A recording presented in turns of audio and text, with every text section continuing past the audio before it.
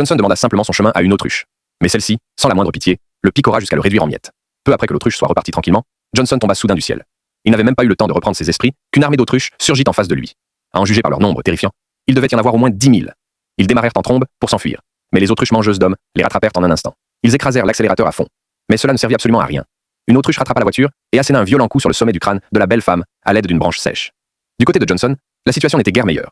Non seulement davantage d'autruches le poursuivaient, mais Petit Noir fut aussi attrapé et arraché hors du véhicule. Johnson tenta de le tirer à lui, mais les autruches n'avaient aucune intention de le relâcher. Soudain, une petite colline apparut devant eux. La voiture décolla sur place avec les autruches à leur trousse. Les armes contenues dans le sac à dos de Petit Noir se dispersèrent partout. Même une bombe nucléaire tomba au sol. Elle fut immédiatement déclenchée par les autruches derrière eux. La bombe explosa pile devant la voiture de Johnson. L'étant de l'occasion, Johnson déploya toutes ses forces pour ramener Petit Noir dans la voiture. Puis, d'un simple coup de poing, il envoya l'autruche voler jusqu'à Liuzhou. De l'autre côté, la conductrice transforma littéralement la voiture en avion. Après 7 tours et demi dans les airs, elle s'écrasa face contre terre.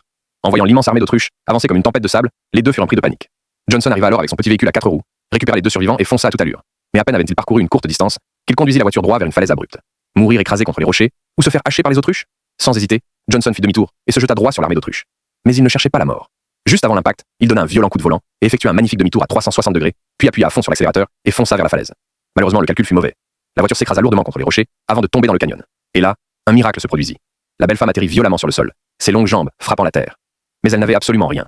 Encore sous le choc, elle n'eut même pas le temps de comprendre ce qui venait de se passer.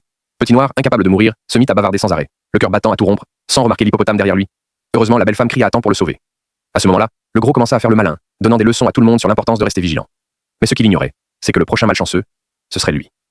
En voyant leur compagnon mourir, tous furent profondément attristés. Mais avant même d'avoir pu pleurer, le gros, pourtant dévoré auparavant, tomba de nouveau du ciel. Et les 3 bandes sur son bras n'étaient plus que 2. Un avion atterrit alors sur la piste. Ils montèrent à bord en urgence pour tenter de s'échapper.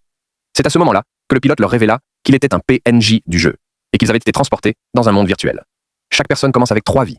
Une fois les 3 vies perdues, il est impossible de retourner dans le monde réel. À peine eut-il fini de parler qu'ils furent jetés hors de l'avion. Et au loin, une autruche arriva en trottinant joyeusement. La partie recommençait.